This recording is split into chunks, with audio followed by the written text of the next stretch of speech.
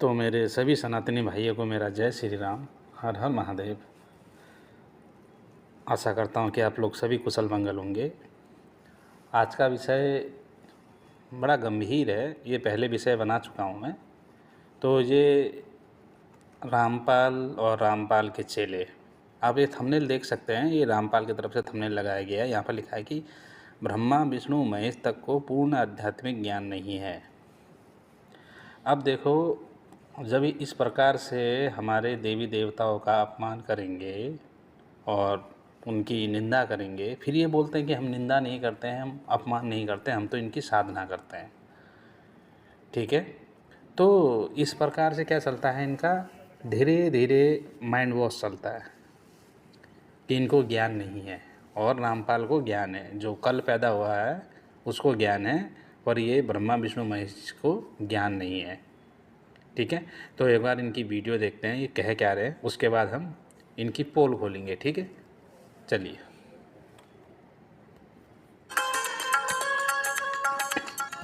मोती मुक्ता दर्शत नाही, ये जग है सब अंधरे, दिक्कत के तो नैन जिसम इनको फिरा मोतिया बंदरे।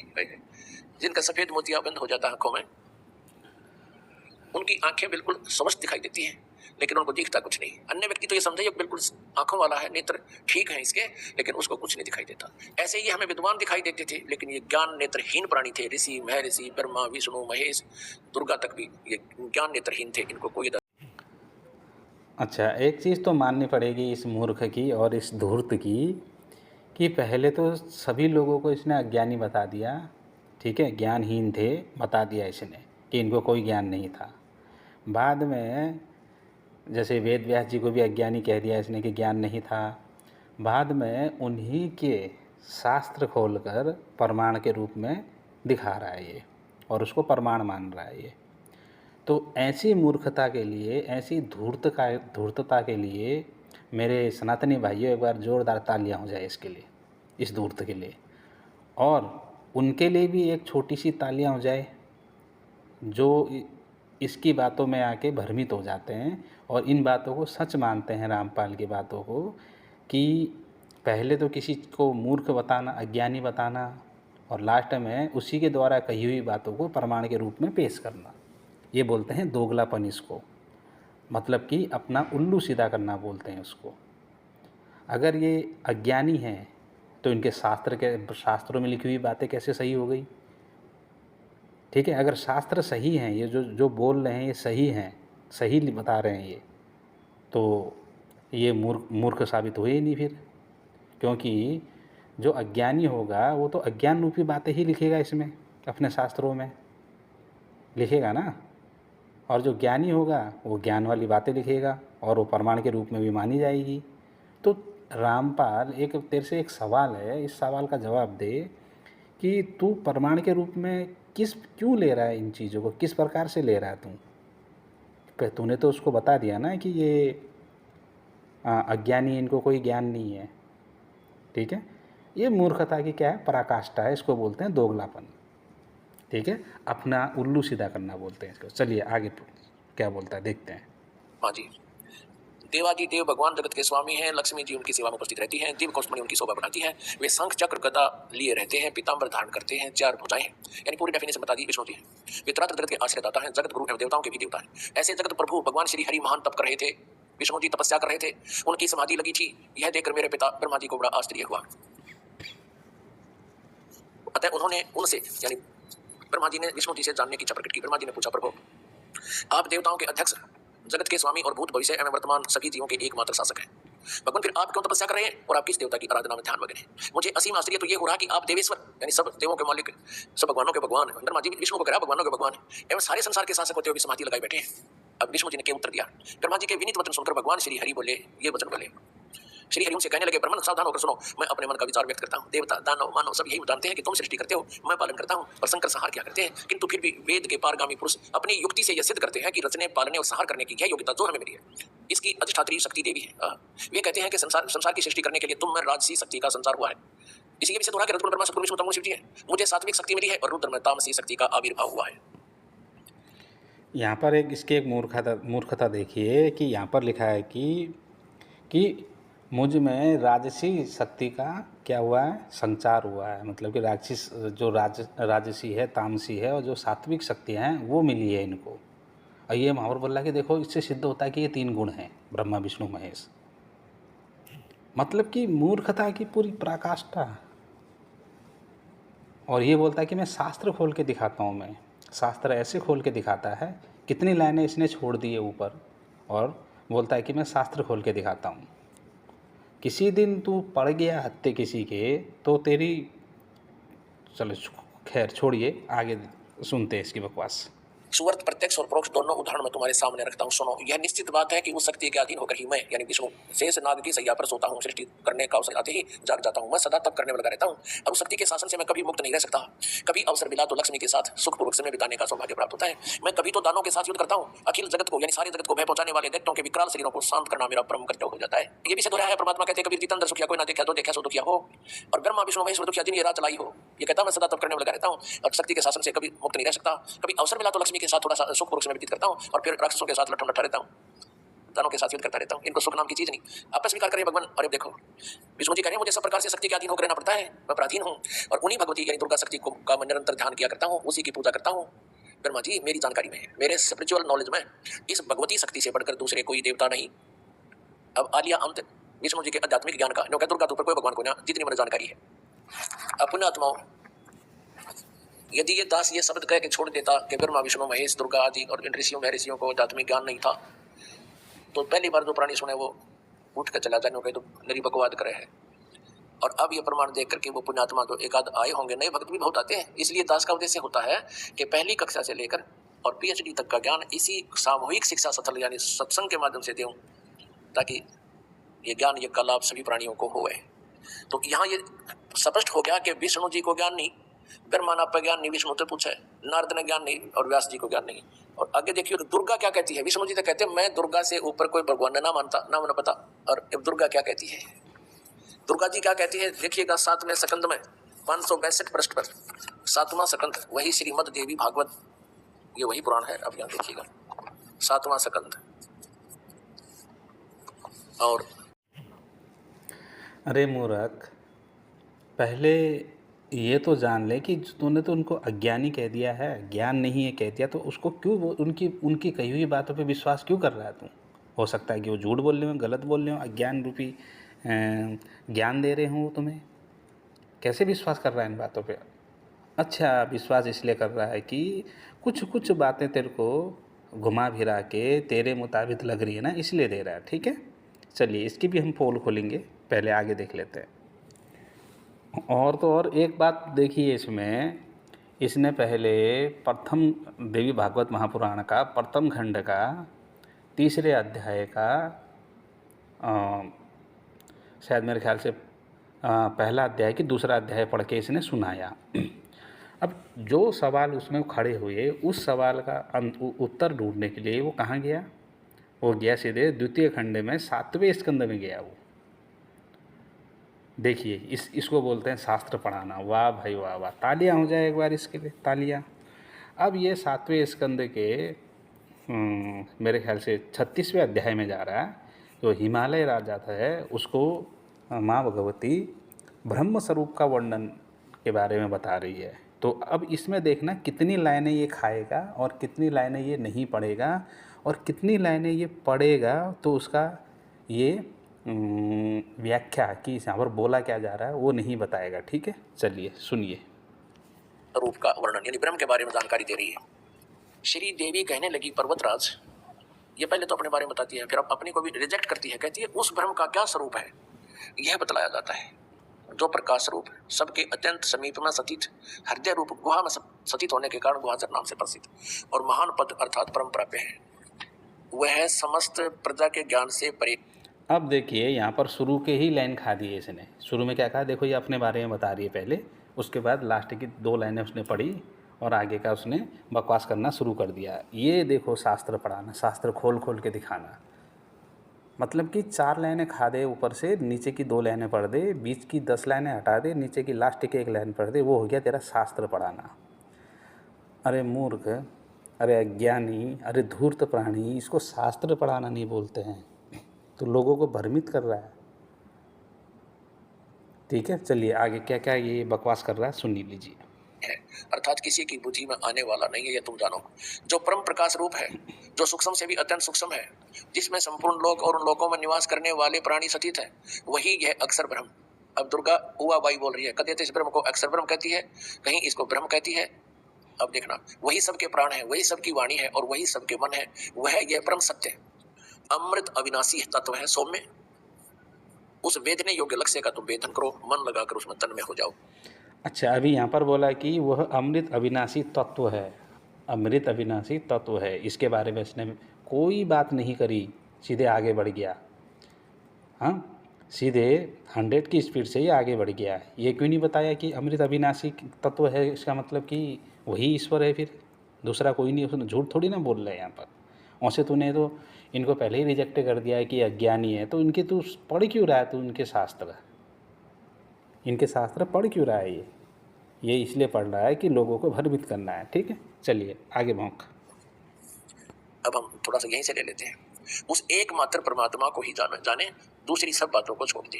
यही अमृत रूप परमात्मा के पास पहुंचाने वाला पुल है। संसार समुद्र से पार होकर अमृत स्वरूप परमात्मा को प्राप्त करने का ये सुलभ साधन है। इस आत्मा का ओम के जप के साथ ध्यान करो। इस अज्ञान में अंधकार से सर्वथा परे और संसार समुद्र से उस पार जो ब्रह्म है उसको पा जाओगे, तुम्हारा कल्याण। इसने स्पष्ट कर दिया, अपनी पूजा को भी कह दिया मत करो, मेरी पूजा भी। एकमात्र परमात्मा को ही जाने, दूसरी सब बातों को छोड़ दे। उसका ओम नाम है और ब्रह्म, ओम नाम के जाप से ब्रह्म प्राप्ति उद्देश्य रखो। ब्रह्म की जाप करो, ब्रह्म का जाप करो। और वो कहाँ रहता है? वह यह सब का आत्मा ब्रह्म, ब्रह्म लोक रूप दिव्य आकाश में सचित है। अब क्लियर कर दिया दुर्गा ने कि केवल ब्रह्म की पूजा करो, उसका ओम जाप है, वो ब्रह्म लोक में रहता है। अपने आत्मा दुर्गा जी ने, देवी ने, जो इन ब्रह्मा विष्णु महेश से सुप्रीम है, इन्होंने इन ब्रह्मा विष्णु महेश नारद व्यास के सब के ज्ञान को रिजेक्ट कर दिया। अब देवी कहती है केवल ब्रह्म ही फाइनल गॉड है, कंप्लीट गॉड है। अब ब्रह्म क्या कहता है? ब्रह्म श्रीमद् भगवत गीता अध्याय नंबर 8 के श्लोक नंबर 13 में जो श्री कृष्ण जी में प्रवेश करके ये काल ब्रह्म बोल रहा है, ये कहता है कि ओम इति एक अक्षरम ब्रह्म व्यवहारन माम अनुस्मरण। ओम यह एक अक्षर मंत्र है, उच्चारण करके सिमरण करता हुआ जो शरीर छोड़कर जाता है, यानी आखिरी सांस तक जो मेरे ओम नाम का जाप करता रहता है, वो मेरे वाली परम गति को प्राप्त होता है। और फिर ये गीता ज्ञानदाता ब्रह्म क्या कहता है? चौथे अध्याय के 5वें और 9वें श्लोक में। अब देखिए, क्या बोलते हैं, कहीं का रोड़ा कहीं का बजरी, भानुमति ने कुछ कुनबा जोड़ा वाला हिसाब है ना, वो वही अभी देवी भागवत महापुराण में था, सीधे पहुंच गया फिर ये गीता में।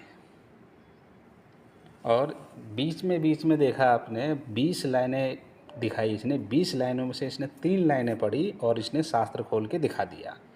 और जो मुख्य मुख्य चीज़ें हैं उसमें, उसको तो उसने रिजेक्ट ही कर दिया, हटा ही दिया। अब यहाँ पर माँ भगवती क्या किसी और की पूजा करने को बोल रही है, ये तो देखना पड़ेगा। ठीक है, नंबर 2 बात, प्रथम खंड के तीसरे स्कंद के अध्याय 1-2 इसने पढ़ा और उसका उत्तर लेने के लिए कहाँ गया वो? ये गया कहाँ? द्वितीय खंड में और 7वें स्कंद के 36वें अध्याय में गया ये। मतलब बीच के इतनी चीज़ें वो खा गया, बीच के इतने अध्याय स्कंद खा गया, लगभग 200-250 ये अध्याय ही खा गया। और इसको बोलते हैं इसके रामपाल के चेले कि ये शास्त्र खोल खोल के दिखाता है। ठीक है, एक्चुअली जो माता दुर्गा है वो क्या बोल रही है, क्या बता रही है वहाँ पर, क्या बताना चाह रही है, अब हम तुम्हें बताएंगे कि एक्चुअली वहाँ पर लिखा क्या है। ठीक है, अब ये बोलेगा कि क्या ब्रह्मा विष्णु महेश को ये पता नहीं था, अज्ञानी थे क्या? अरे मूर्ख, कोई भी शास्त्र हमारे उस जो भी शास्त्र हैं वो सिर्फ उनके लिए, उनकी बातों को रखने के लिए नहीं है, वो संसार को ज्ञान देने के लिए है, एक माध्यम बनाया है।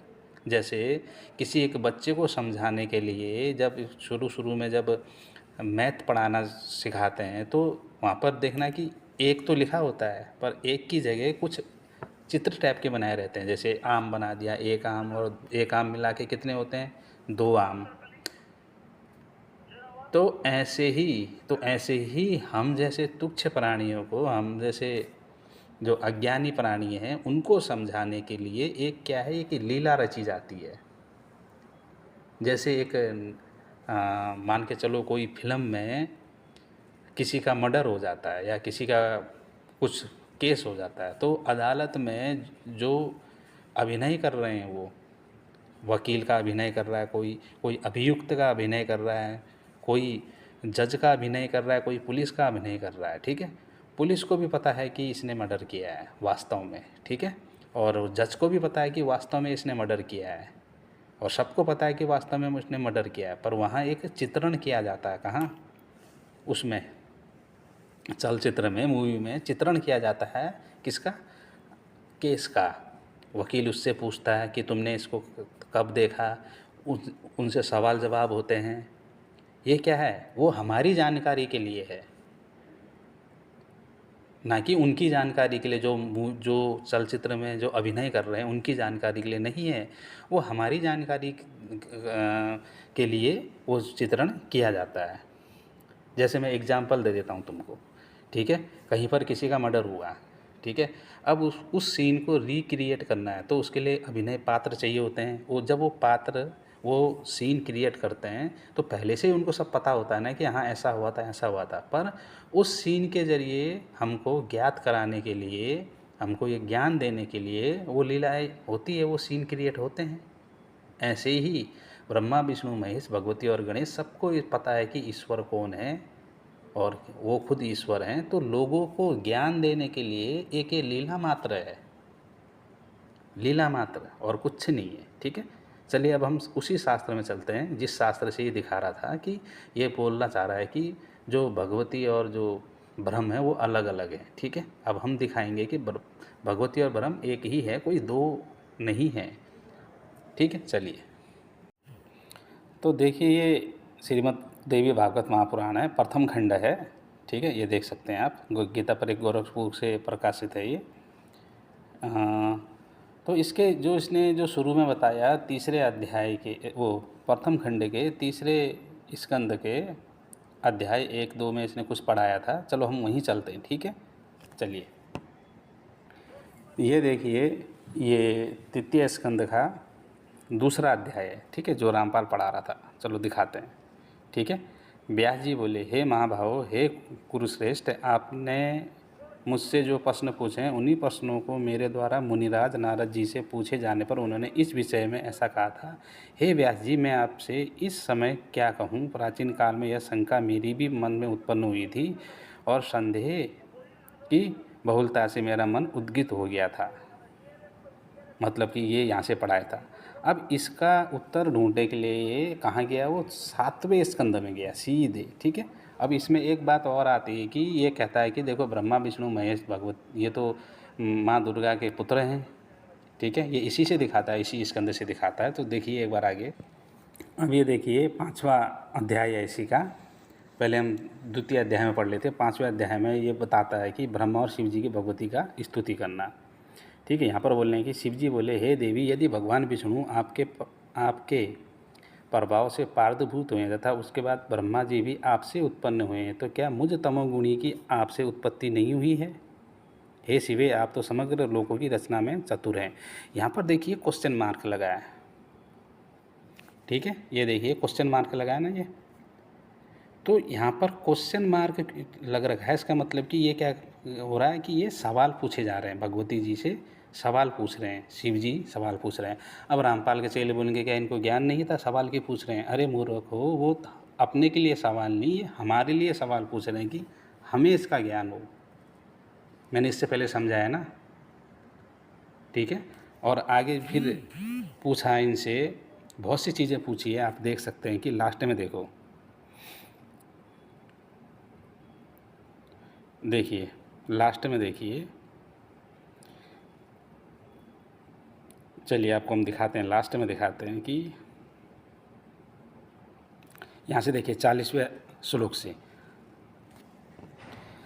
40वें श्लोक से देखिए, मूर्त अमूर्त वेदों से युक्त इस संसार में आपसे पूर्व वे ही परम पुरुष थे। ज्ञान तत्व पर सम्यक प्रकार से विचार करने पर यह सर्वदा सिद्ध होता है कि अन्य तीसरा कोई भी नहीं है।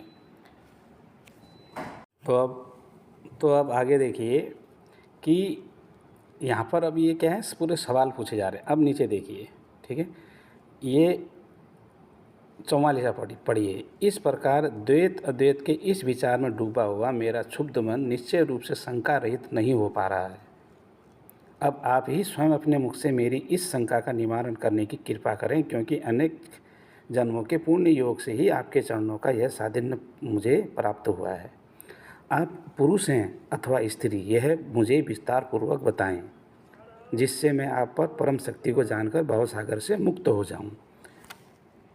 तो ये क्या है, पूरे सवाल पूछे जा रहे हैं। अब ये सवाल ये उनके लिए नहीं है, ठीक है, जो ब्रह्मा विष्णु महेश हैं, ये इनके लिए नहीं है, ये लीला रूप से सवाल पूछे जा रहे हैं हमारे लिए, ठीक है। भव सागर से बोला ना कि भव सागर से मुक्त हो जाऊं, तो मुक्त कौन होगा, हम लोग होंगे ना मुक्त। तो शास्त्रों को समझने के लिए परंपरा प्राप्त आचार्य के पास जाना है। कोई भी चीज़ समझाने के लिए एक लीला मात्र होती है वो।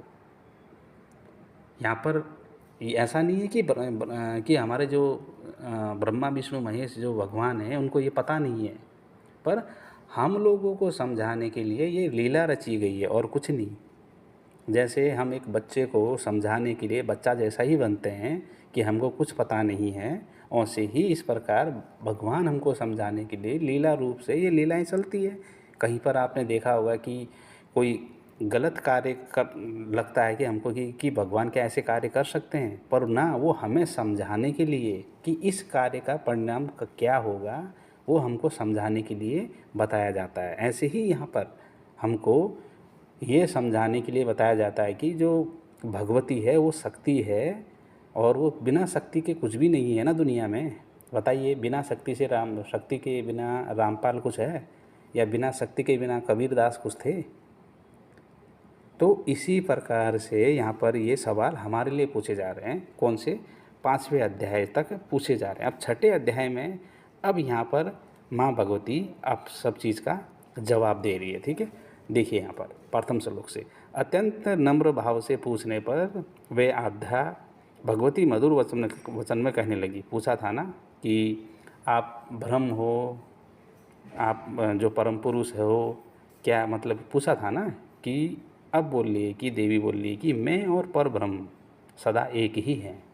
अब यहाँ पर रामपाल के चेले क्या बोलते हैं, देखो ना यहाँ पर बीच में और शब्द आ गया। अरे मूर्ख, हमने सवाल पूछा है कि ब्रह्म और आप में क्या फ़र्क है, तो ये थोड़ी ना बोलेगी ब्रह्म मैं पर ब्रह्म सदा एक ही हैं। वहाँ पर हमको समझाया कि यहाँ पर दो चीज़ तुमको जो दिखाई दे रही है कि मैं और पर ब्रह्म, एक पर ब्रह्म दिखाई दे रहा है, एक मैं दिखाई दे रही, दो अलग अलग चीज़ें जो हमको दिखाई दे रही है, उसको समझाते हुए यहाँ पर बोल रही भगवती कि मैं और पर ब्रह्म सदा एक ही हैं, कोई भेद नहीं है। आगे बोल दिया ना, कोई भेद नहीं है।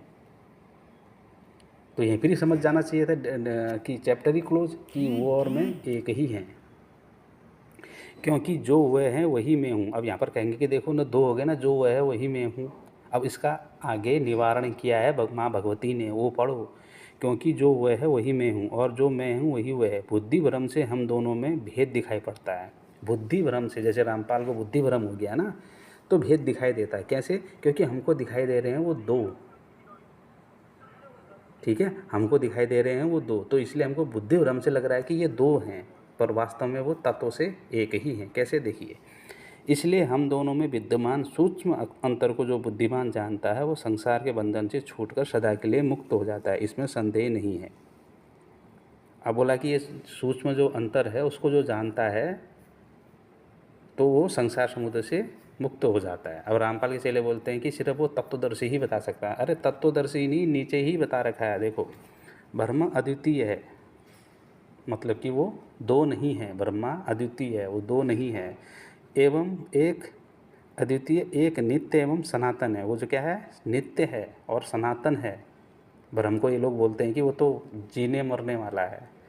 केवल सृष्टि रचना के समय वह पुनः द्वैत भाव को प्राप्त होता है। ये है सूक्ष्म अंतर, कि वो है तो एक ही, पर जब सृष्टि की रचना होती है तो वो द्वैत भाव को प्राप्त हो जाता है। एक हो जाता है परम पुरुष और एक हो जाती है प्रकृति। ये है अंतर। और हमको लगता है कि ये दो हैं, वास्तव में दो नहीं है, वो तत्व एक ही है। ये था इसका।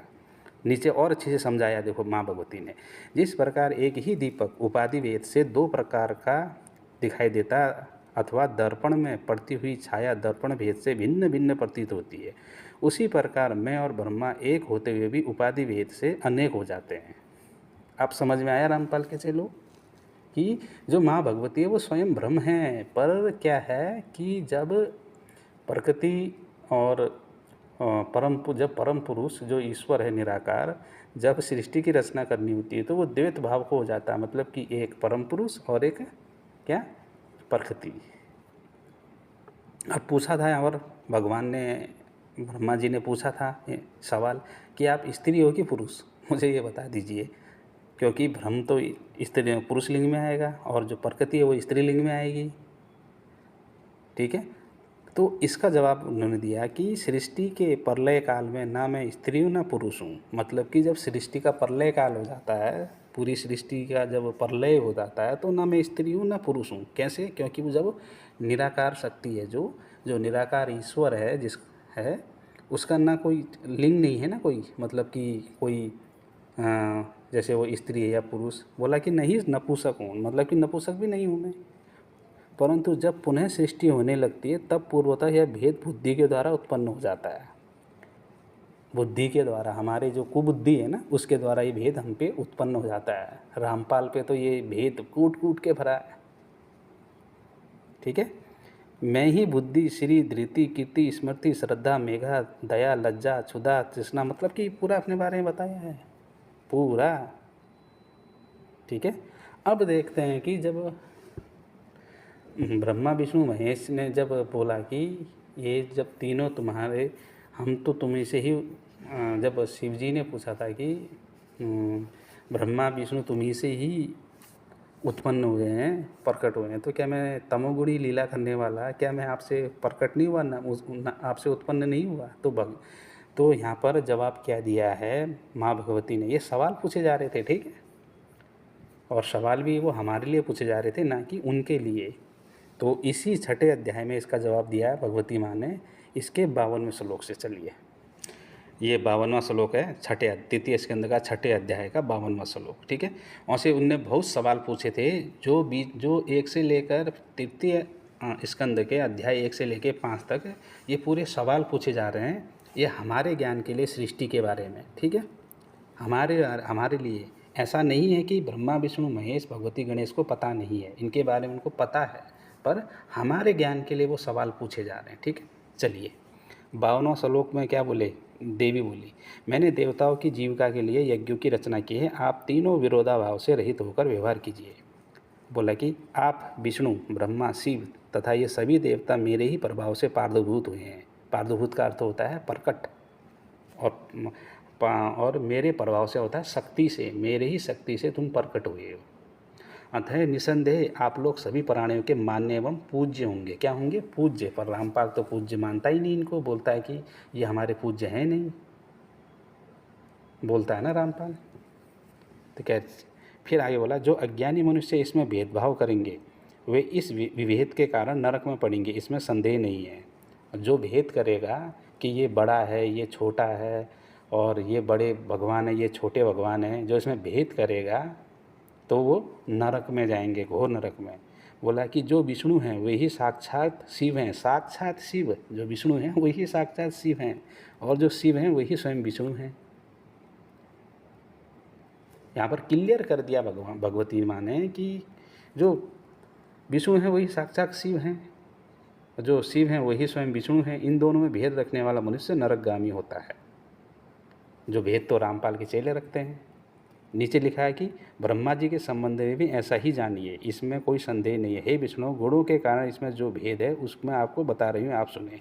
सिर्फ जो गुण है, व्यवहारिक रूप जो गुण है, उसके कारण भेद है बोला। ठीक है, अब जो बोला ना कि हमारा तो आविर्भाव तिरोभाव होता है, आविर्भाव और तिरोभाव होता है, उसका उत्तर भी इसी में दे रखा है। ठीक है, चलिए आगे देखिए 61वें श्लोक 62वें श्लोक में, जब तक मैं विहार करती रहूँगी, मतलब कि जब तक ये संपूर्ण सृष्टि रहेगी तब तक ये सृष्टि निश्चय रूप से रहेगी, और जब मैं संपूर्ण चराचर जगत का संहार कर दूंगी उस समय आप लोग भी मुझ में समाहित हो जाएंगे। आप लोग समस्त मनोरथों को पूर्ण करने वाले तथा मोक्ष प्रदान करने वाले इस मंत्र का अनवरण स्मरण करते रहें। ये जो ज्ञान दिया जा रहा है वो हमारे लिए दिया जा रहा है, ना कि ब्रह्मा विष्णु महेश जी के लिए। पहले इस बात को समझिए रामपाल के मूर्ख चेलो। ठीक है, मतलब कि जब तक मैं विहार करती रहूँगी तब तक सृष्टि चलेगी, निश्चित रूप से चलेगी। जब मैं संपूर्ण चराचर जगत का संहार कर दूंगी उस समय आप लोग भी मुझ में समाहित हो जाएंगे। जो ब्रह्मा विष्णु महेश है किस में समाहित हो जाएंगे? उसी ही शक्ति में। मूर्खों, अब समझ में आया कि जो ब्रह्म है और जो शक्ति है माता दुर्गा है कोई अलग नहीं है, भेद से अलग हैं। व्यवहार जो व्यवहार है व्यवहार से अलग है, पर जो तत्व है वो एक ही है। और ब्रह्मा विष्णु महेश भगवती और गणेश ये तीन पांचों एक ही हैं, कोई अलग नहीं हैं, सिर्फ गुणों के कारण भेद है उन पे। ठीक है, अब आगे की इसकी स्थिति चलते हैं जिसमें ये कह रहा है कि देखो भगवती माँ तो किसी अन्य की पूजा करने को कह रही है। देखिए, अब देखिए यहाँ पर, अब ये श्रीमद् भगवत देवी भागवत महापुराण का ये 7वां स्कंद का 36वां अध्याय जो था, इसमें लिखा है कि भगवती के द्वारा हिमालय को ज्ञानोपदेश ब्रह्मस्वरूप का वर्णन। अब यहाँ पर रामपाल ने क्या किया, कुछ लाइनें पढ़ा के ये सिद्ध करने की कोशिश करी कि देखो देवी अलग हैं और भगवती अलग है, जबकि पहले ही उसमें मैंने सिद्ध कर दिया है कि देवी और जो ब्रह्म है एक ही हैं तत्व से, पर बुद्धि भ्रम से हमको भेद दिखाई देता है। तो अब यहाँ पर देखो शुरू में ही क्लियर कर दिया यहाँ पर माता ने। देवी बोली, हे राजन, इस प्रकार आसन पर सम्यक विराजमान होकर योग से युक्त चित्त वाले साधक को निष्कपट भक्ति के साथ मुझ ब्रह्म स्वरूपिणी भगवती का ध्यान करना चाहिए। मुझ ब्रह्म स्वरूपिणी मतलब कि जो मेरा स्वरूप है, जो वास्तव में जो स्वरूप है उसका ध्यान करना चाहिए। अब बोला कि जो प्रकाश स्वरूप सबके अत्यंत समीप स्थित हृदय रूपी गुफा में स्थित होने के कारण गुहाचर नाम से प्रसिद्ध परम तत्व है। ठीक है, ये क्या है, अब उसके बारे में बता रही है जो भगवती वहाँ पर जो खड़े हैं उसके बारे में बता रहे हैं। ठीक है, अब देखिए यहाँ पर, अब नीचे जब आएंगे कि देखा यहाँ पर देखो, संसार समुद्र से पार होने के लिए ओम इस प्रणव मंत्र के जप से परमात्मा का ध्यान करो।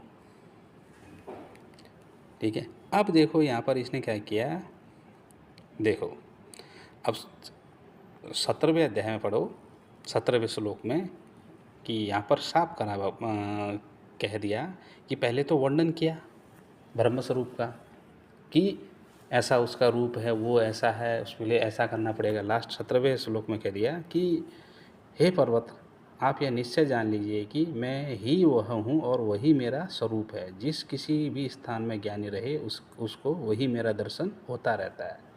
तो यहाँ पर क्लियर कर दिया, दूसरे 17वें श्लोक में भी क्लियर कर दिया कि जो अभी तक मैंने तुमको बताया वो मैं वही हूँ और मेरा वही स्वरूप है। ठीक है, और तो इस प्रकार से रामपाल ने क्या किया, बीच बीच की कुछ लाइनें पढ़ा के लोगों को भ्रमित किया। पर TR पहाड़ी जैसे, शिवांश भाई जैसे खड़े हैं ना ऐसों का पर्दाफाश करने के लिए। ठीक है, तो ये क्या है कि जब तक हम अपने शास्त्रों को पूरा नहीं पढ़ेंगे तब तक हमें ज्ञान नहीं होगा। और जब शास्त्रों का हम ज्ञान लेने जाएं तो परंपरा प्राप्त आचार्यों के पास जाएं, वही इसको सच्चा ज्ञान देंगे। कहीं पर कन्फ्यूजन होती है, कहीं पर हमको ऐसा लगता है कि ना ये गलत चीज़ें हैं, ऐसा कैसे हो गया, तो परंपरा प्राप्त आचार्यों के पास जाएं, वहाँ आपको सही ज्ञान मिलेगा, इसके बारे में बताया जाएगा। ठीक है, जैसे मैं बताता हूँ कि जैसे मैंने कोई चीज़ का निर्माण किया और उसमें कुछ बातें मैंने लिख दी। अब उन बातों का अर्थ क्या है, वास्तव में उन बातों का अर्थ क्या है वो मैं ही जानता हूँ ना, उन बातों का अर्थ क्या है। तो हमको उनके पास जाना चाहिए ना कि जिन्होंने ये बनाया। अब बोलेंगे कि उनके पास कैसे जाएं जिन्होंने ये शास्त्र लिखे, वो तो इस संसार से चले गए। अरे मूर्खो, इस संसार से चले गए, परंपरा है ना। जैसे व्यास जी ने बोला, व्यास जी ने ग्रंथ लिखे, उन्होंने अपने शिष्यों को बताया कि इसका अर्थ यह है, इसका अर्थ, उन्होंने अपने शिष्यों को बताया, तो परंपरा आई ना। तो ऐसी परंपरा आई तो वहाँ पर अर्थ क्या है इसका जो भावार्थ क्या है वो हमको समझाएंगे ना कि रामपाल। रामपाल तो अभी पैदा हुआ, रामपाल की तो कोई गुरु शिष्य प्रणाली है ही नहीं उसकी, खुद वो गुरुद्रोही बन के बैठा है। तो ये क्या है, इस प्रकार से लोगों को भ्रमित करते हैं और बोलते हैं कि हम शास्त्र खोल के दिखा रहे हैं, शास्त्र खोल के। अरे महामूर्ख, शास्त्र खोलना नहीं बोलते हैं, इसको भ्रमित करना बोलते हैं। तो देवी जो हैं, देवी क्या हैं, वो खुद ब्रह्मा हैं, खुद वो विष्णु हैं, खुद वो तत्वों से खुद वो शिव हैं। इसी में तुम्हें दिखाते हैं, चलिए देखिए इसके 33वें अध्याय में, चलिए इसी में दिखा देते हैं, ठीक है। जब वो विराट स्वरूप दिखाया तब बोला भगवती ने कि मैं ही ईश्वर हूँ। देखो इसी में आगे पीछे बताया गया है। मैं इसलिए मैं स्किप नहीं कर रहा हूँ क्योंकि उनको लगेगा कि मैं शायद कोई और ग्रंथ खोल रहा हूँ, ठीक है। चलिए अब ये यहाँ पर देखो 33वां अध्याय है। भगवती अपनी सर्वव्यापकता बताते हुए विराट स्वरूप का प्रकट करना, भयभीत देवताओं की स्तुति, प्रसन्न भगवती का पुनः सौम्य रूप धारण करना। अब यहाँ पर देखो 12वें-13वें श्लोक में क्या बोला, हे धरणीधर, यह समग्र जगत मुझ में ओतप्रोत है। मैं ईश्वर हूँ, मैं सूतात्मा हूँ तथा मैं ही विराट आत्मा हूँ। मैं ही ब्रह्मा विष्णु तथा रुद्र हूँ। गौरी ब्राह्मी वैष्णवी भी मैं ही हूँ। आया ना जवाब। तो क्या है कि तत्वों से ये एक ही हैं, तत्व एक ही है, पर व्यवहारिक रूप से अलग हैं। मैं एक रामपाल के चेले का कुतर्क सुन रहा था कि वो बोल रहा था कि अगर सब एक ही हैं, ब्रह्मा विष्णु महेश प्रभु श्री राम, ये श्री कृष्ण सब एक ही हैं, तो मुझे किसी कल्प में ये दिखा दीजिए कि शिव की पत्नी सीता जी बनी हो।